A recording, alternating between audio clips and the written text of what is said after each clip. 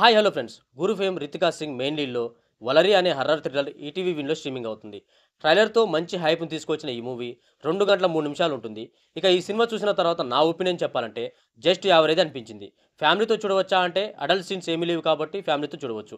ఇక ఈ సినిమా కథ విషయానికి వస్తే శ్రీరామ్, రితికా సింగ్ వీరిద్దరు కలిసి వీళ్ళ కొడుకుతో ఓ బంగ్లాకు షిఫ్ట్ అవుతారు. అయితే అప్పటి నుంచి ఓ చిన్నమ్మాయి రితికా సింగ్ కలలోకి వచ్చి తల్లిదండ్రులను చంపినట్టు ఒక కల వస్తుంది.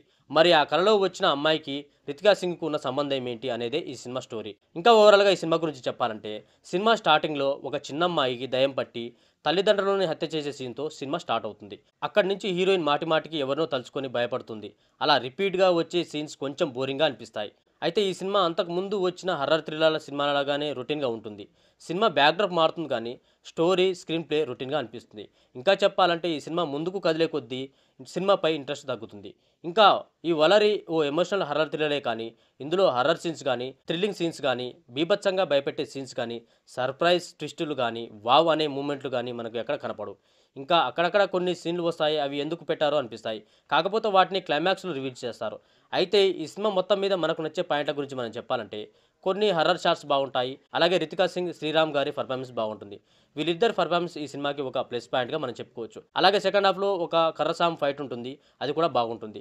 ఇంకా సినిమాటోగ్రఫీ కూడా బాగుంటుంది.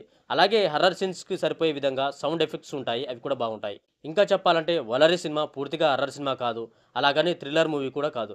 క్లైమాక్స్ చూసిన తర్వాత ఓహో ఇది మెసేజర్ ఓరియంటెడ్ రివెంజ్ డ్రామా అని అనిపిస్తుంది. కాకపోతే సినిమా ఎండింగ్లో ఓ మెసేజ్ ఇచ్చారు, అది బాగుంటుంది. ఇంకా మంచి ఐడియాని 2 గంటల పాటు సాగదీశారనిపించింది. ఇది ఫ్రెండ్స్ ఈరోజు వీడియోలో వలరి మూవీ రివ్యూ. ఈ రివ్యూ కనుక మీకు నచ్చినట్లయితే లైక్ చేయండి. మీరు కనుక ఈ సినిమా చూసినట్లయితే మీ అభిప్రాయాన్ని మాకు కామెంట్ తెలపండి. ఇంకా ఇలాంటి రివ్యూస్ కోసం ఈ ఛానల్ ఇప్పుడే సబ్స్క్రైబ్ చేయండి. Thank you for watching.